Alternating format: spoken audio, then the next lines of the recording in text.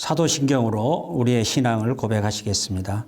전능하사 천지를 만드신 하나님 아버지를 내가 믿사오며 그 외아들 우리 주 예수 그리스도를 믿사오니 이는 성령으로 잉태하사 동정녀 마리아에게 나시고 본디오 빌라도에게 고난을 받으사 십자가에 못 박혀 죽으시고 장사한 지 사흘 만에 죽은 자 가운데서 다시 살아나시며 하늘에 오르사 전능하신 하나님 우편에 앉아 계시다가 저리로서 산자와 죽은 자를 심판하러 오시리라.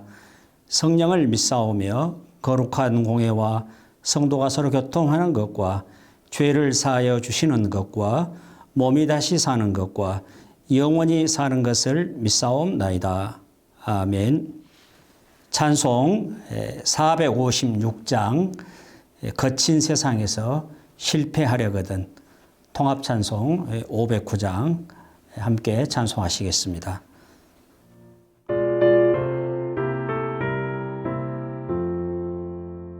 거친 세상에서 실패하거든 그 손 못 잡고만 져라. 고된 일하다가 힘을 얻으리 그 손 못 잡고만 져라. 그 손 못 잡고만 져라. 그 손 못 잡고만 져라. 주가 널 지키며 인도하시리 그 손 못 잡고만 져라. 내가 어둠 속을 걸어갈 때에 그 손 못 잡고만 져라. 주가 참 평안을 내게 주시리 그 손 못 잡고만 져라. 그 손 못 잡고만 져라. 그 손 못 잡고만 져라. 주가 널 지키며 인도하시리 그 손 못 잡고만 져라. 내가 부활의 주 따라가려면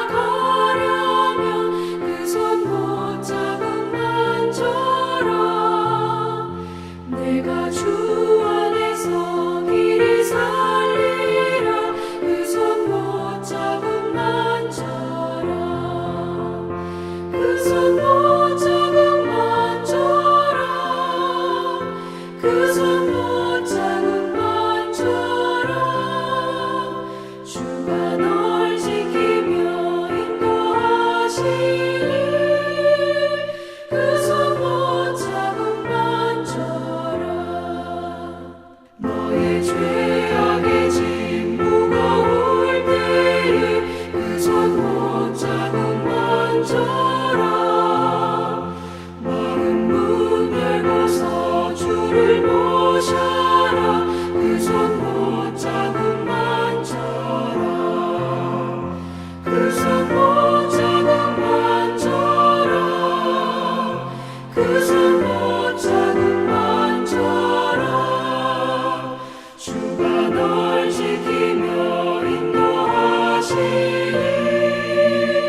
그 손 못 잡고만 져라. 오늘 함께 나눌 하나님 말씀은 마가복음 14장 51절 52절 말씀이고 16장 5절 6절 말씀입니다. 제가 읽어드리겠습니다. 한 청년이 벗은 몸에 배 혼이불을 두르고 예수를 따라가다가 무리에게 잡힘에 배 홑이불을 버리고 벗은 몸으로 도망하니라. 16장 5절 6절입니다. 무덤에 들어가서 흰옷을 입은 한 청년이 우편에 앉은 것을 보고 놀라매 청년이 이르되 놀라지 말라. 너희가 십자가에 못 박히신 나사렛 예수를 찾는구나. 그가 살아나셨고 여기 계시지 아니하니라. 보라 그를 두었던 곳이니라. 아멘. 오늘 본문에 보면은 한 청년이 벗은 몸에 배 혼이불을 두르고 예수님을 따라가다가 무리에게 잡혔습니다. 그러자 배 혼이불을 버리고 벗은 몸으로 도망하였습니다. 예수님께서 별다른 저항 없이 붙잡히시자 제자들은 모두 다 예수님을 버리고 도망갔습니다. 그런데 이 청년은 예수님을 따라가다가 사람들에게 잡히니까 배 혼이불을 버리고 벗은 몸으로 도망간 것입니다. 예수님께서 붙잡혀 가신 시간은 한밤중이었습니다. 청년의 옷차림으로 보아서는 제자들과 함께 한 사람은 아니었습니다. 그러나 이 청년이 예수님을 따라가다가라는 표현으로 보면은 예수님을 따르는 청년이었으며 또한 사람들이 그 청년을 잡은 것을 보면은 예수님을 따르는 사람이라는 사실을 알았기 때문일 것입니다. 이 청년이 사람들에게 붙잡히자 너무 다급한 나머지 배 혼이불을 버리고 벗은 몸으로 도망하였습니다. 마지막 식사를 하고 제자들과 함께 감난산으로 가시면서 예수님은 미리 경고하셨습니다. 마가복음 14장 27절에 보시면은 예수께서 제자들에게 이르시되 너희가 다 나를 버리리라. 이는 기록된 바 내가 목자를 치리니 양들이 흩어지리라 하였음이니라. 이때 베드로가 대답합니다. 14절 29절입니다. 다 버릴지라도 나는 그러하지 않겠나이다. 그러나 예수님은 내가 진실로 내게 이르노니 오늘 이 밤 닭이 2번 울기 전에 내가 3번 나를 부인하리라. 다시 베드로가 대답합니다. 내가 주와 함께 죽을지언정 주를 부인하지 않겠나이다. 하고 모든 제자도 이와 같이 말하니라. 예수님을 절대 버리지 않겠다고 제자들은 다짐했습니다. 그러나 끝까지 예수님을 따르겠다고 하였습니다. 그런데 제자들은 예수님이 잡혀가시자마자 살 길을 찾아 도망쳤습니다. 제자들은 예수님께서 부르셨을 때 모든 것을 버리고 예수님을 따랐습니다. 그런데 이제 예수님으로부터 멀어지기 위해서 이들은 모두 다 도망쳤습니다. 이들은 예수님께 충성하는 대신에 수치를 택하였습니다. 그리고 이 한 청년은 배 혼이불까지 벗어버리고 도망친 것은 예수님의 제자들의 완전한 실패를 강조하고 있던 것입니다. 전통적으로 이 청년을 마가복음을 기록한 요한 마가라고 이렇게 이해합니다. 마가는 예수님께서 공생의 사역을 하실 때 예수님을 따르는 제자가 되었다는 언급은 없습니다. 그는 예루살렘에 사는 마리아의 아들이라고 합니다. 마가는 왜 복음서의 이야기 속에 이런 자신의 에피소드를 삽입하고 있을까요? 제자들이 다급하게 도망친 모습 다음에 벗은 몸으로 도망친 자신의 모습을 삽입하여 놓았습니다. 요즘 영화나 드라마에서처럼 카메오 출연을 하고 있는 것입니다. 그런데 별로 아름다운 모습이 아닙니다. 벗은 몸으로 도망쳤다고 하는 것은 수치를 무릅쓰고 도망쳤다는 것입니다. 오늘 우리도 주님의 제자가 되겠다고 부름마다 나선 사람들입니다.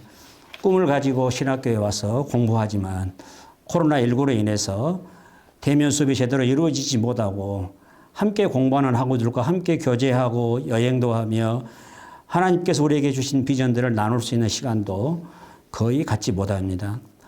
코로나19와 함께 우리 사회를 주도하는 포스트 모던 문화는 갈수록 기독교에 대해서 적대적입니다. 교회 사역도 위축되어서 교회에서 사역을 하고 싶어도 제대로 할 수 없는 그런 상황이 되었습니다. 우리 사회의 분위기가 신학교에 다니거나 목회자가 되겠다고 하면은 마치 우리 사회의 그 루저처럼 이렇게 바라봅니다. 우리가 신앙생활 하는 것에 대해서 이해하지 또 못할 뿐만 아니라 조롱까지 합니다. 이런 상황이 우리가 주님의 제자로 살아가는 일을 망설이게 합니다. 우리가 이런 상황에서 예수님을 믿는다고 증거하거나 또는 목회자가 되기 위해 공부한다고 하면은 사람들은 잘 이해하지 못합니다. 이런 상황에서 우리는 주님을 부인할 때가 많습니다. 오늘 이 청년처럼 때때로 수치를 무릅쓰고 부인하고 싶을 때도 있습니다. 왜 마가는 자신의 이런 부끄러운 모습을 이곳에 삽입해 놓았을까요? 자신의 좋은 모습도 아니고 가장 수치스러운 모습을 이곳에 집어넣었을까요? 사실 이 본문이 없어도 굳이 마가복음을 이해하는데 전혀 문제가 되지 않습니다. 우리는 마가복음을 읽을 때 문해적 해석을 하면은 마가가 사용하는 단어나 표현을 통해서 자신이 전하고자 하는 메시지를 찾아볼 수가 있습니다. 마가는 홑 베이블, 헬라어로 신돈을 벗어버리고 알몸으로 도망쳤습니다. 예수님을 따르는 제자로 잡히는 것보다 수치를 무릅쓰더라도 벌거벗은 몸으로 도망치는 것이 더 낫다고 판단하는 것입니다.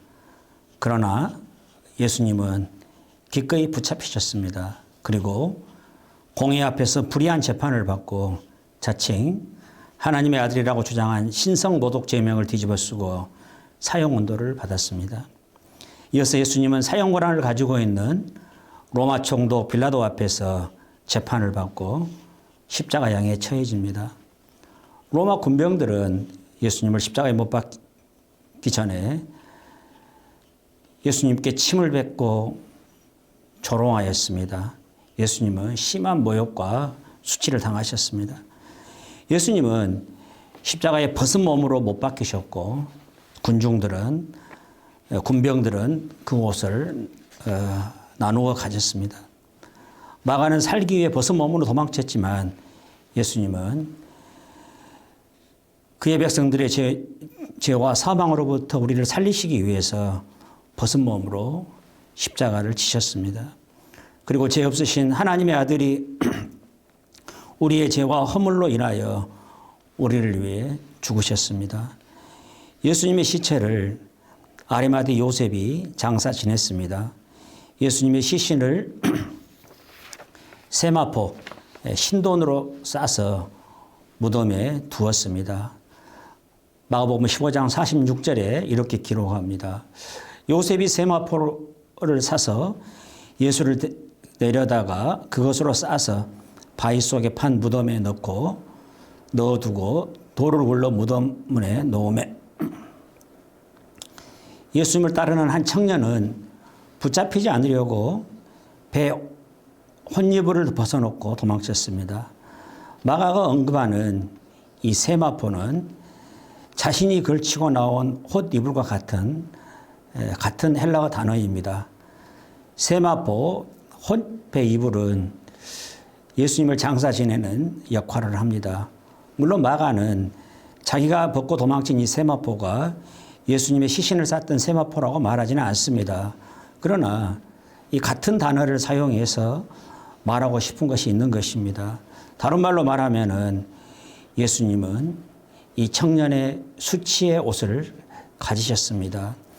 마가의 수치를 예수님께서 친히 짊어지신 것입니다.